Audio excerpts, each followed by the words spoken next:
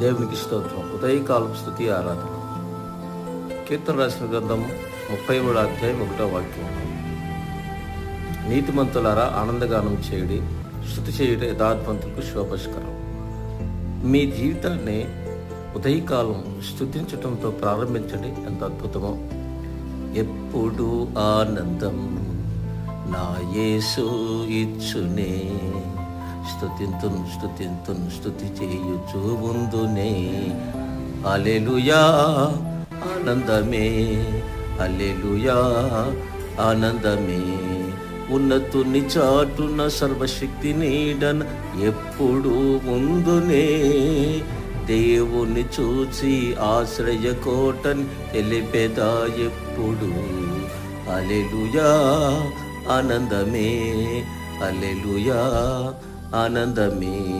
ఎప్పుడు